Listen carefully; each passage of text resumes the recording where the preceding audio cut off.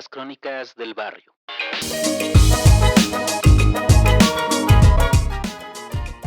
Capítulo 12. Tiempos de guerra.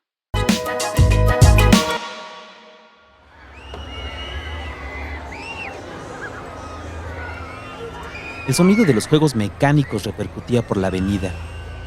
Los gritos de algunos adolescentes brotaban marcándose en el aire, despedidos desde las tazas locas, remolinos públicos movidos por cadenas que estrujaban la madera multicolor. Las cápsulas de metal oxidado daban giros frenéticos.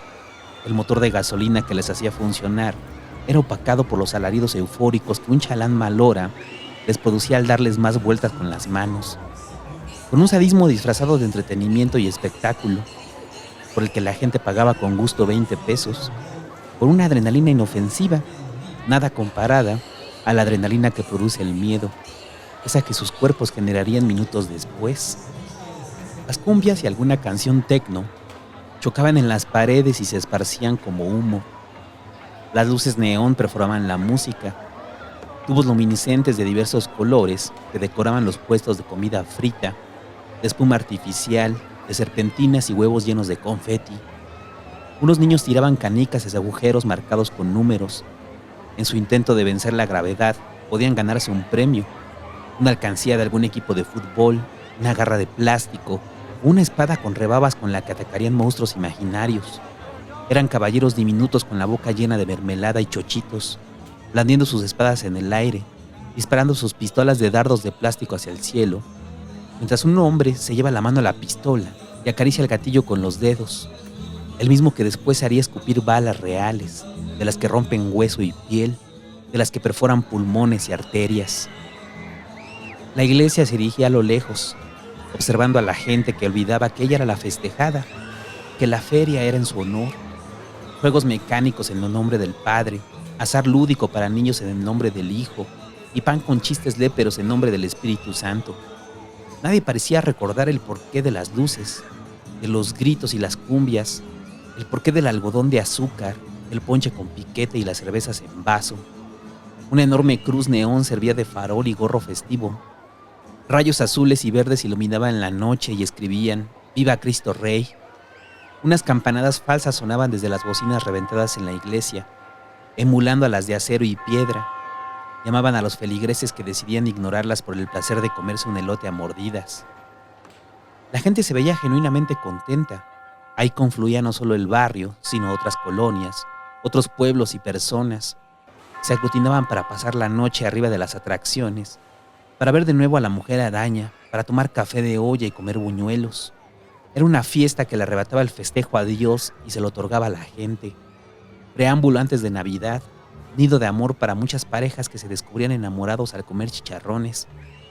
Los adictos a la piedra dejaban descansar un rato sus pulmones para recordar las épocas en las que no los tenían secos por el humo. Los alcohólicos bebían poco para que algunos recuerdos de la noche se grabaran en la memoria que comenzaba a deteriorarse. La gente del barrio llegaba a ese lugar que no era suyo, que lo veían desde lejos anhelando en un futuro vivir ahí. Aunque fueran unos pocos metros, solo un par de avenidas los separaba de aquel sitio donde las calles tenían nombre y las casas eran distintas en su fachada, donde no tenían que soportar el ruido vecino como propio y podían encerrarse a ignorar a los demás. Aunque eran unos pocos metros los que separaban al barrio de la iglesia, para muchos era su aspiración escapar de las casitas, para habitar lo que siempre creyeron que sería una casa, seguir los pasos de personas como el Chacal, que abandonaron el barrio, la nostalgia de la nada y se mudaron a viviendas grises y pelonas que intentaban imitar a la ciudad profunda. Un par de chacales jóvenes caminaban en medio de esas casas. Veían los puestos de comida, llamaban a chiflidos a sus novias ataviadas con chamarras de fútbol americano. No tenían que darle al jale ese día. Estaban en su barrio, en su territorio. Las letras de Cristo Rey los protegían mientras saboreaban el ponche con ron barato y se reían de un adolescente a punto de vomitar, luego de que el chalán se excedió en las vueltas. Las risas se perdían en medio de los bajos de las cumbias, mientras a lo lejos, un puesto de buñuelos ocultaba perfectamente a los hombres que los habían seguido sin que se dieran cuenta. Uno comía tranquilamente unos plátanos fritos, hurgando entre la crema con el tenedor de plástico, mientras el otro acariciaba los relieves de la pistola con los dedos, esperando que un grupo de adolescentes que ya eran padres se dispersaran, a que se llevaran a los niños de ahí, Pero más gente les bloqueó el paso. Grupos de familias felices en medio del vapor que liberaba las ollas. El hombre terminó de comer sus plátanos, arrojó el plato al piso y con el rostro notoriamente desesperado dio la indicación. Sabían que era su oportunidad de agarrar a unos chacales desprevenidos. Aunque fueran de los pequeños, valía la pena. Ellos solo habían ido a ver qué pescaban en la feria, una cartera, una cerveza, unos besos de alguna chica, pero hallaron algo mejor. Una ofrenda para los muñecos y los de la calle 18, quienes llevaban meses buscando demoler en lo profundo a los chacales, de cobrarles sus muertos, de joderles a sus chavos. Uno de los muñecos sujetó la pistola con fuerza. El momento había llegado.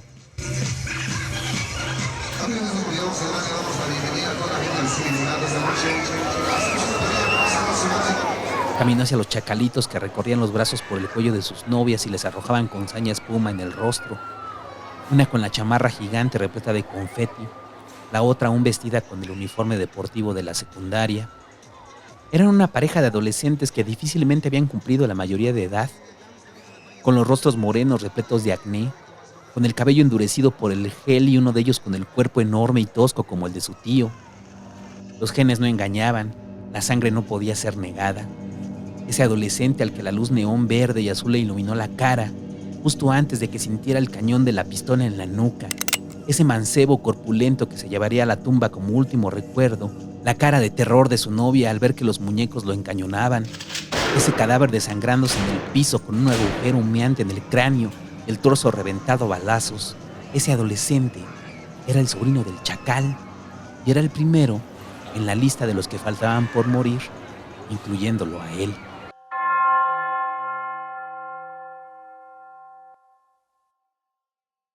El Cachetes atendía el negocio con la pistola en una mano y la muleta en la otra. Si alguien hacía sonar la ventana donde entregaba piedras en papelitos se ponía de malas. Mentaba madres maldiciendo a los adictos que él mismo había creado. Ha de ser el pendejo de Dani, o el puto Juan, o el pendejo del Patas. Pensaba mientras se ponía en pie, y el recuerdo de la bala en la pierna le punzaba a cada paso, como si se le incrustara de nuevo cuando apenas su pie hacía contacto con el piso.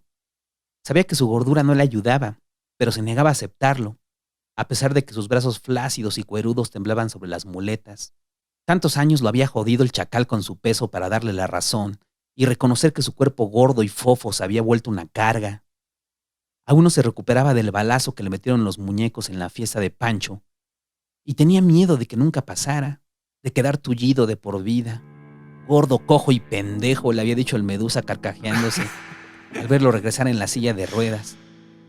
La van a pagar esos putos, caché. Pero si no te recuperas pronto, al chile mejor que tu business lo atienda el Tepo. Así de qué verga nos sirves, todo jodido. Le había respondido el chacal sin mirarlo. Solo se concentraba en alimentar a los perros, imaginando que eran las costillas de los muñecos, mientras la risa del Medusa parecía incrustarle de nuevo la bala en la pierna.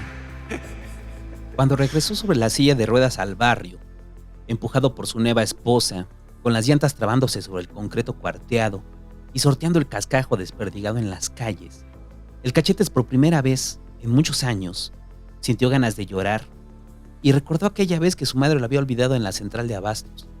La sensación de soledad, de no saber dónde estaba, de ver al viejo del costal en cualquier extraño, ese que se robaba a los niños mal portados, ese que ahora se había transformado en bala y le recordaba que en cada esquina podría estarlo esperando. La ventana de acero resonó y con un grito fúrico el Cachetes llamó a su esposa. La había capacitado para entregar las velas y los papeles, para tratar mal a los adictos y recordaran así que siempre estarían en deuda con él. Volvió a gritar y agregó un ¡puta madre! Para hacerse oír, pero del cuarto no hubo respuesta alguna. Miró el reloj, marcaban las 8:30 de la mañana, y cayó en cuenta de que su mujer aún no regresaba de llevar al niño a la escuela, de donde siempre regresaba con pan y leche para él. Eso me pasa por meterme con viejas con putos hijos, pensó, y luego farfulló, puras pinches mamadas, pero ahorita que llegue, hija de la chingada. La ventana volvió a sonar, ahora con más desesperación, como si clavaran un cuchillo en el metal. El Cachetes trastabilló con la muleta y alcanzó a agarrar la pistola. ¡Ay, puta madre, ya! Gritó y miró por la ventana. Abrió la rendija y frente a él apareció Dani, al que podía reconocer de inmediato por los labios gruesos y grandes, completamente partidos, con llagas secas alrededor de las comisuras. con los dientes que comenzaban a pudrirse y tiznarse como cochambre. Caché, carnalito, aguanta, güey, no seas culero, no me cierres. Te cambio este guacho, es de los vergas.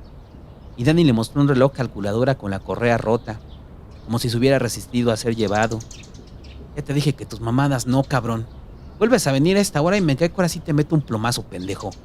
Respondió el Cachetes con el dolor en la pierna punzándole. No, Caché, no te emputes, güey, perdón.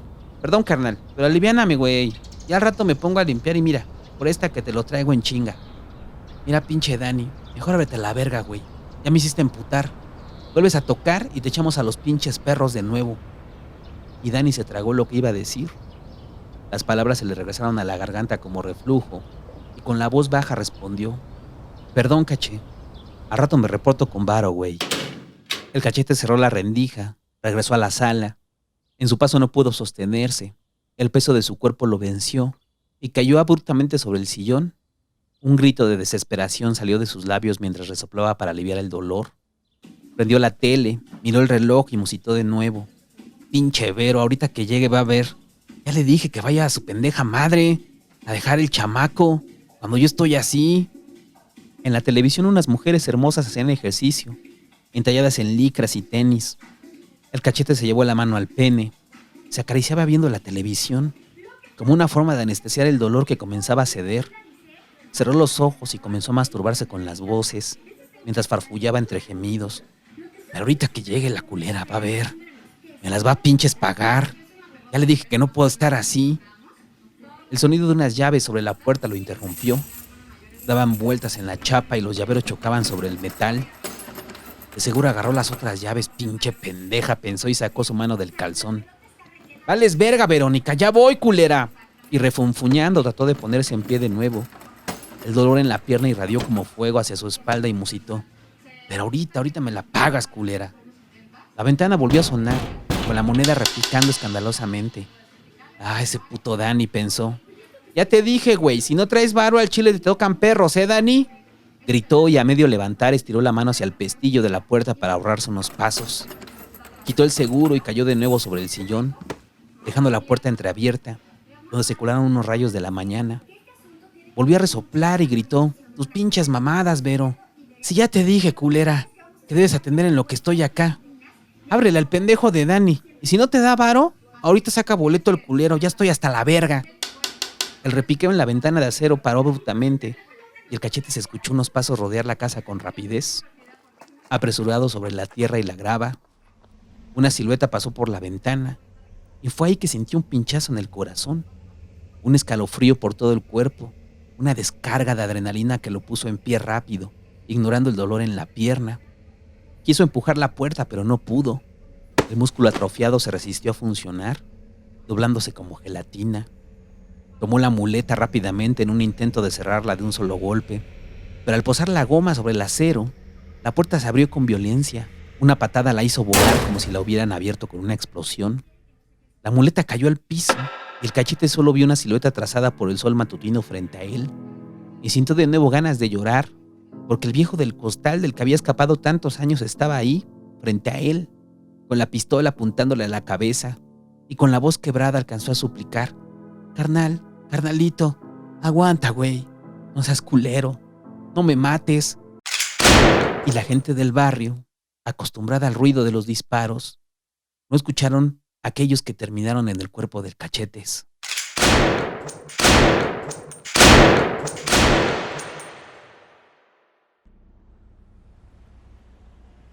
El auto avanzaba despacio por las calles.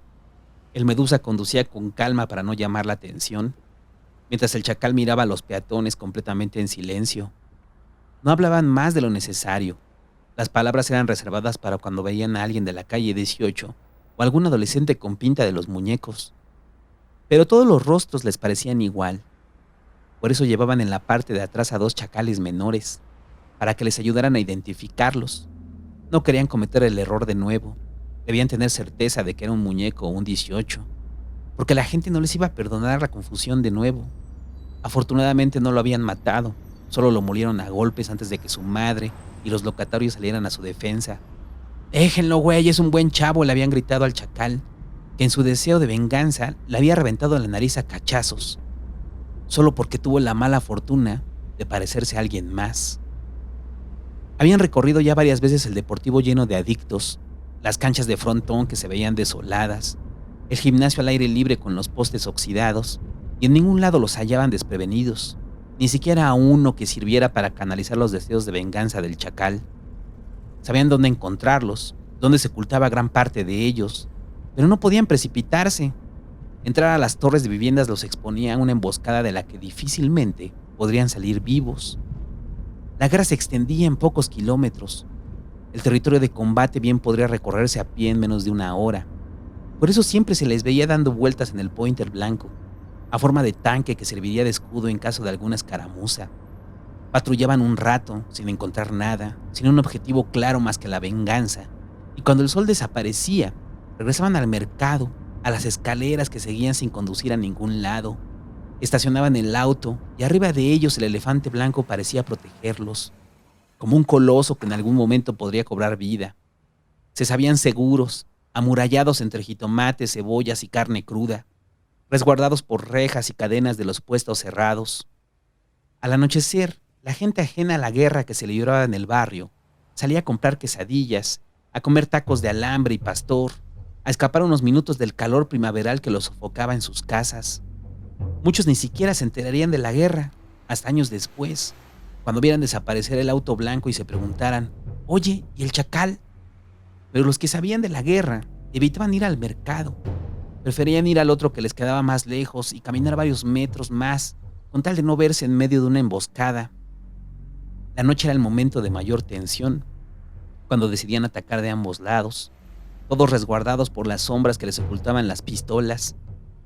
Fue en una noche, mientras la gente esperaba las quesadillas grasientas alrededor del puesto, que escucharon el rechinido de un auto, luego un par de tiros que resonaron por el concreto. De inmediato la gente entró corriendo hacia los pasillos. Algunos más valientes o habituados a la guerra se pegaban a la pared como si las balas curvaran su trayectoria en los muros. En unos segundos el barrio se transformaba en un pueblo fantasma. La gente en sus casas apresuraba a cerrar la puerta, y a los pocos segundos oían a los chacales correr asustados por los pasillos, con las pistolas en la mano y las pupilas dilatadas. Algunas personas se encontraban con la mala suerte de salir de sus casas justo en el momento del tiroteo. Tan habituados estaban a los disparos que no los oían más o los confundían con la explosión de un motor.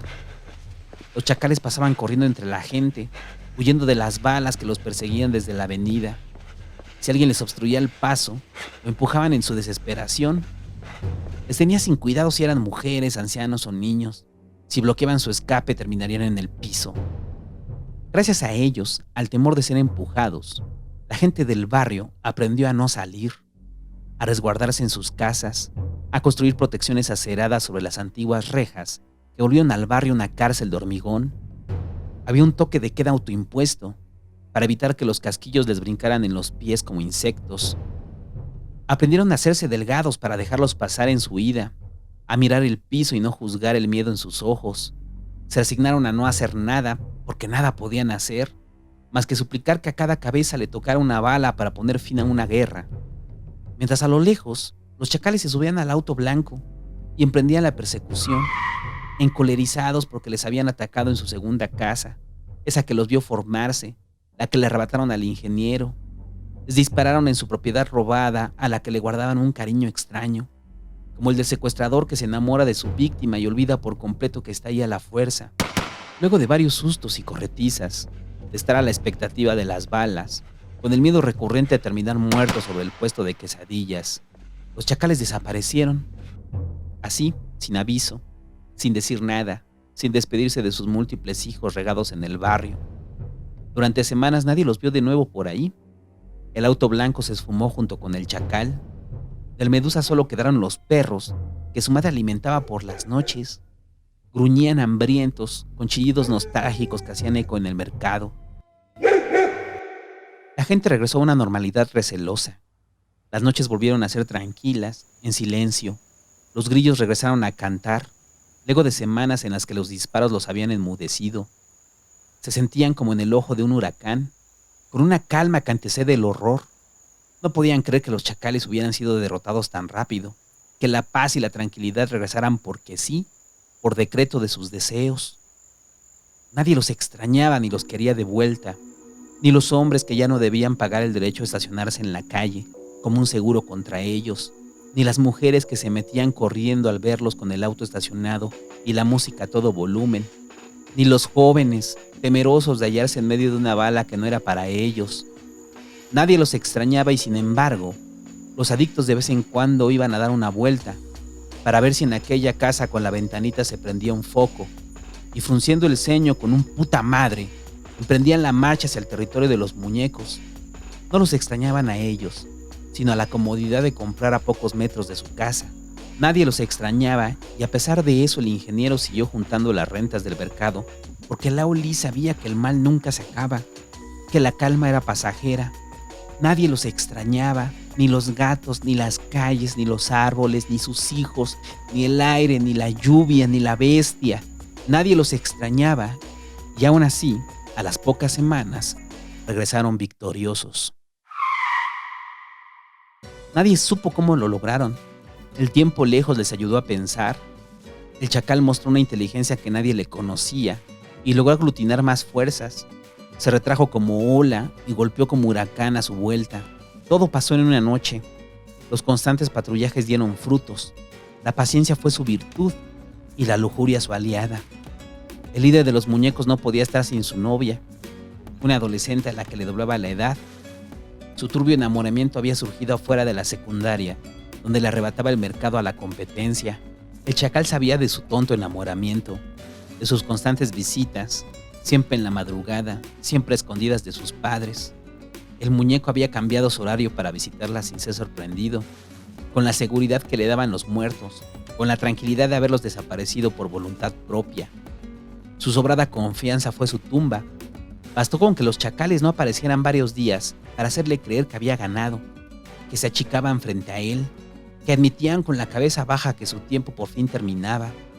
Nada más equivocado, nada más lejos de los 20 tiros que le metieron en el auto.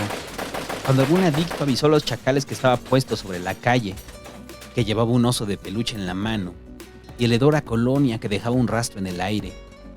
Antes de que el muñeco suspirara por última vez, antes de que se corriera la voz y los demás pudieran ser alertados, se vieron llegar varios microbuses a los departamentos donde operaban los muñecos, y los disparos retumbaron alrededor de los edificios, y la muerte se esparció en el humo de los casquillos, mientras el muñeco sentía el calor de las balas partirle la piel. Un camión enorme, que en los lados llevaba pintado "Sonido Furia Caliente", bloqueó la calle 18. Colocados en las esquinas con palos y tubos, los nuevos chacales esperaban su ida por las calles, por los techos, como ratas encallejonadas. Eran reclutas más jóvenes, más violentos, los futuros dueños del negocio, todos con la mente llena de piedra y polvitos blancos, dispuestos a recuperar el territorio que el chacal les había prometido. Una noche, unas horas y aunque fueron pocos los muertos, bastó para que entendieran que el barrio y sus alrededores, las casas grises y mal construidas, las rutas de microbusero y los tianguis, nunca habían dejado de ser suyas, nunca dejarían de pertenecerles lo que nunca les perteneció. Y entre el ruido de los disparos, de los huesos rotos a palazos, de los llantos y los berridos llenos de sangre, entre la peste a llanta quemada y a coladera, por fin, a lo lejos, se escuchó el ruido de las patrullas. Después de años de ausencia, después de muertes, robos e injusticia, después de años de abandono, de no hacer nada, de fingir que les interesaba, después de dejar durante tanto tiempo a su suerte a la gente que decidió encerrarse en sus casas, hasta ese momento apareció la policía. Más de 17 años tarde, casi 2 décadas se tardaron en reaccionar, y cuando lo hicieron, a nadie le importaba ya. Cuando la guerra acabó, cuando todo regresó a la normalidad, aislada y silenciosa, las autoridades ausentes durante años pusieron una patrulla en la avenida. Las luces de la sirena iluminaban el puesto de quesadillas, desde donde el Medusa los miraba sonriendo. Comía sin preocupación al lado del chacal, con la victoria escrita en sus rostros. La patrulla siguió ahí un par de años más. Solo detenían borrachos incautos que, embrutecidos por el alcohol, bebían en la vía pública.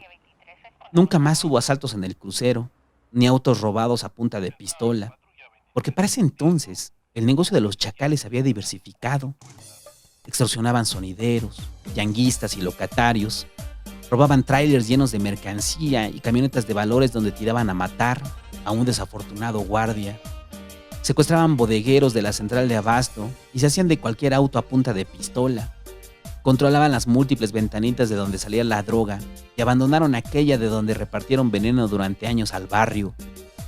Tan grandes eran sus nuevos negocios que por fin, después de tanto tiempo, cuando ya no quedaba mucho, se olvidaron del barrio y se esparcieron como el cáncer hacia las calles donde siempre quisieron vivir, dejando detrás de sí el cadáver de concreto al que le habían succionado los huesos y matado a los niños. Solo el Medusa se quedó.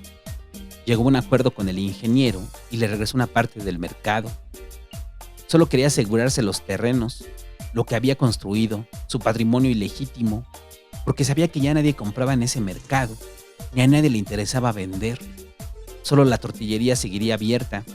Nunca le cobraron renta, ni la extorsionaron, porque a pesar de su avaricia, habían entendido lo fundamental que era para el barrio.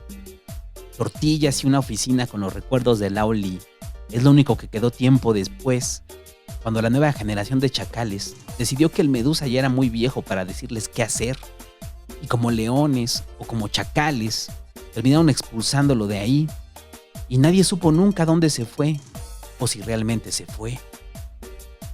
La guerra los había puesto en el reflector.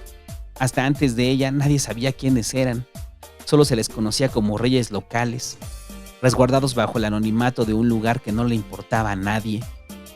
Pero la victoria los hizo codiciosos y desearon más, y quisieron que su nombre se escuchara, que retumbara en cualquier fiesta o sonidero. El chacal se pensaba intocable, inmortal después de haber sorbido la vida del muñeco. La soberbia ocasionó su caída, cuando su foto y nombre aparecieron en la lista de los más buscados en la ciudad. De cabo a celebridad, de ladrón de tortilla dura a jefe de la mafia, de ver al barrio como suyo a imaginar la ciudad como propia. La primera vez que lo quisieron detener, salió con varias granadas en las manos. Los amenazaba con hacerlas explotar con todo y ellos, mientras se reía y les gritaba: «¡Bola de putos!». Los policías, con el miedo a volar en pedazos, regresaron con la cola metida entre las patas, pero volverían meses después, cuando el chacal cometiera el error de hacerse de un carro a plena luz del día, creyéndose intocable porque jamás había perdido, porque nadie lo confrontaba, señor omnipresente del barrio y sus alrededores, rey incuestionable del concreto, de los techos grises y pelones.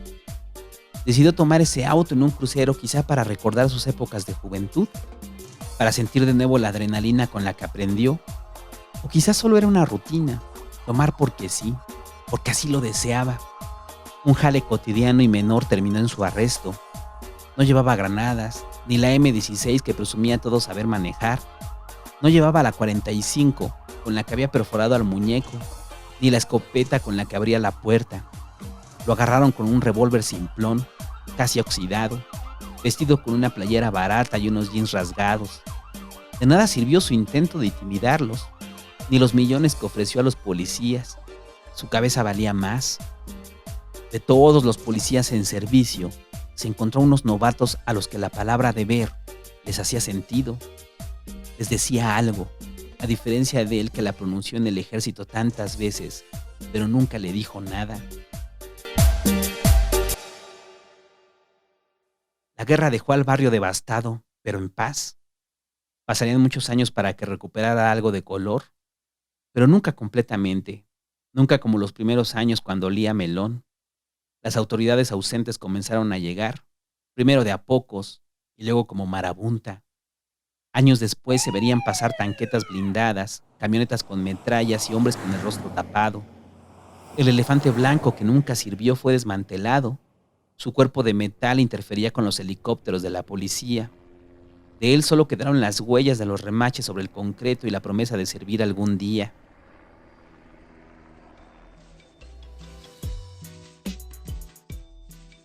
Hoy nadie recuerda la guerra y a nadie importa que haya sucedido.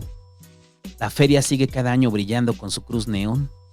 Las protecciones sobre las rejas aún se observan como vestigios del miedo de la gente. El mercado sigue en pie, y se ve caminar a un hombre viejo de vez en cuando hacia él, con el peso de los años en la espalda, renqueando por las heridas que se hizo de joven, y nadie recuerda el nombre de Lao Li, y a nadie importa cómo se llama ese viejo. El chacal no ha salido, y es poco probable que salga algún día. La vejez le llegará antes de que pueda poner un pie sobre el lugar que quiso hacer suyo. Pero duerme tranquilo en su celda, porque ahí donde duerme está lleno de chacales que lo respetan. Ahí donde come puede seguir en el jale a distancia, porque sus pupilos han crecido, sus hijos ya pueden sostener armas, el negocio familiar debe seguir. Las nuevas generaciones de chacales aún rondan por ahí. Han dejado al barrio en paz, pero de vez en cuando regresan, quizá a buscar los pasos de su padre, a cobrar la renta, a enviciar a nuevos chavos, a saludar a Dani, que es el único en el barrio que recuerda a forma de rompecabezas, con los recuerdos ensombrecidos y apendejados por la piedra, cómo empezó y terminó la guerra.